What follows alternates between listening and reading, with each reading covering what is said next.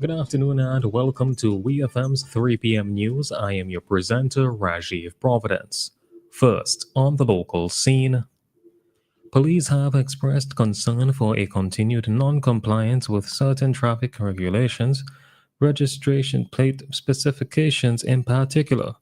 Sergeant Jones of the Traffic Department during WeFM's Traffic Talk segment said that it has been observed that persons have been continually decreasing the size of their license plates, making it increasingly difficult to determine what numbers are on the plates. He warned those not in compliance with these regulations that officers will be out during their regular checks, and persons found to be in violation will find themselves in trouble with the law. We hear more from Sergeant Jones.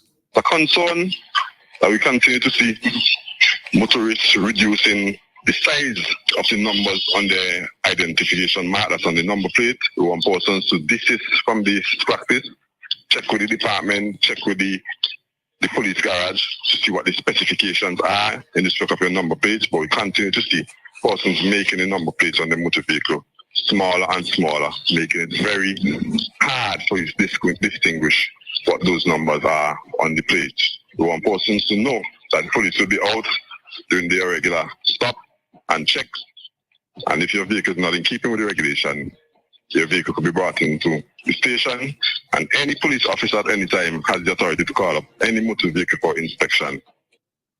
That was Sergeant Jones of the RSVGPF Traffic Department. Sergeant Jones urged persons to adhere to traffic regulations, advising those unsure of what those regulations are to gain confirmation from the police to ensure that they remain on the right side of the law.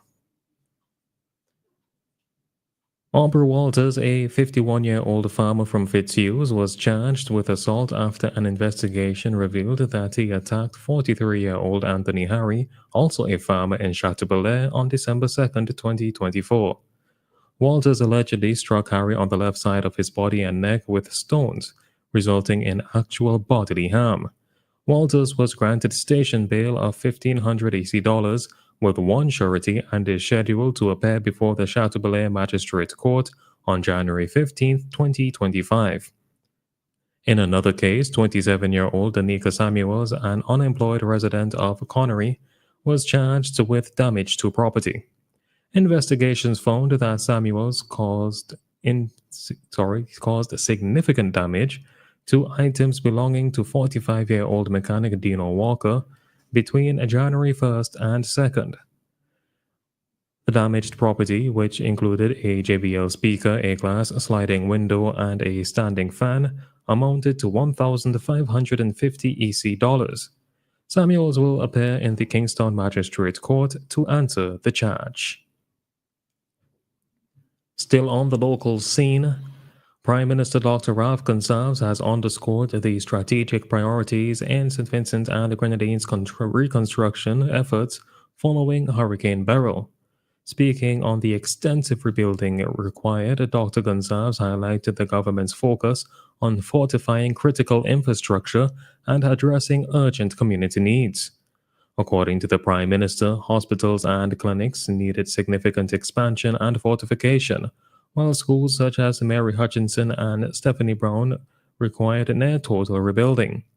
He emphasized that these projects were essential for the community's recovery and future resilience. Addressing concerns over delays in fencing at the airport, Dr. Gonsalves explained that resources had to be carefully allocated to ensure immediate priorities were addressed first. He noted that the terminal building was nearing completion and regional security forces had been deployed to secure the area.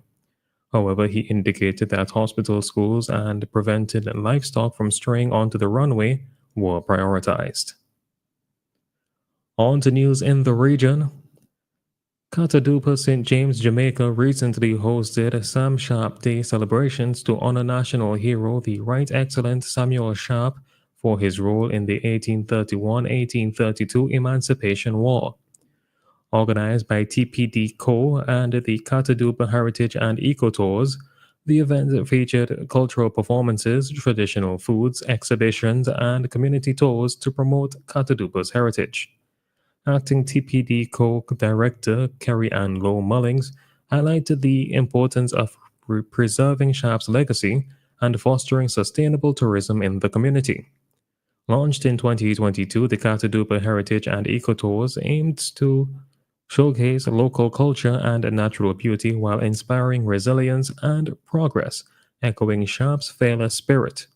The event was themed Honoring Our Hero, Securing Our Future. Trinidad and Tobago's opposition leader Kamla Persad-Bissessar has condemned the selection of Energy Minister Stuart Young as the successor to Prime Minister Dr. Keith Rowley as leader of the People's National Movement (PNM). Speaking at a meeting, she accused Dr. Rowley of quote-unquote handpicking Young, despite claims of a majority vote by the PNM Parliamentary Caucus, and called for citizens to decide the next Prime Minister in free and fair elections.